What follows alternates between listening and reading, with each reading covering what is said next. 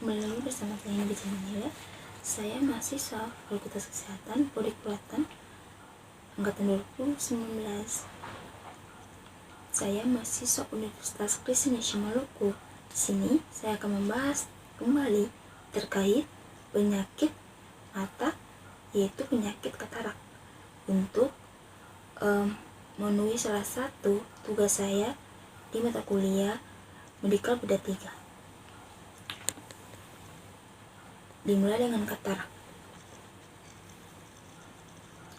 Baik, katarak. Katarak ialah suatu keadaan di mana lensa mata yang biasanya jernih dan bening menjadi keruh. Kemudian, katarak adalah kekeruhan pada lensa yang terjadi atau disebabkan oleh hidrasi, pertambahan cairan lensa. Kemudian,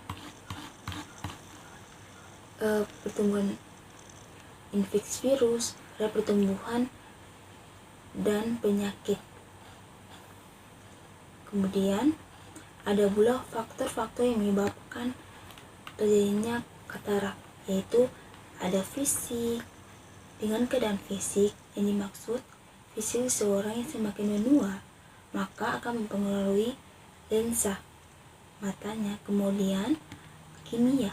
Faktor kimia ini apabila mata terkena cahaya mengandung kimia atau akibat paparan matahari pada lensa mata dapat mengakibatkan katarak. Kemudian faktor usia. Usia yang semakin menua akan menyebabkan katarak karena fungsi lensa akan semakin menurun. Kemudian infeksi pada pertumbuhan janin. Yang dimaksud ialah jika seorang ibu pada saat mengandung terkena serangan atau penyakit yang disebabkan oleh virus, yaitu virus tersebut akan mengaruhi tahap pertumbuhan janin. Misalnya seorang ibu dengan penyakit rubella. Kemudian ada juga faktor penyakit. Faktor penyakit ini meliputi penyakit diabetes dan trauma pada mata. Kemudian dari perubahan fisik, kimia atau faktor kimia, faktor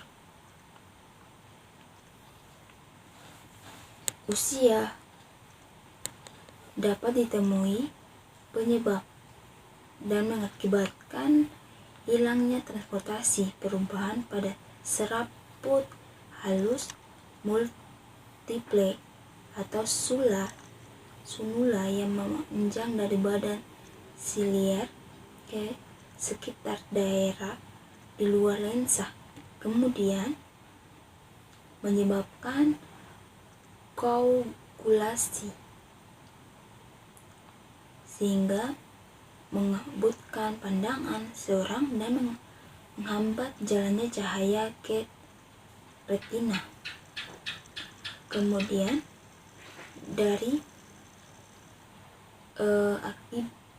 akibat daripada itu ialah seseorang akan mengakibatkan amblyopia, yaitu penurunan penglihatan atau kehilangan penglihatan permanen atau buta. Kemudian daripada itu ada pula manifestasi klinik pada katarak yang bisa dilihat, yaitu rasa silau karena terjadinya pembiasan tidak teratur oleh lensa yang keruh. Kemudian penglihatan akan berkurang secara perlahan. Pada pupil terdapat bercak putih yang biasa di sini.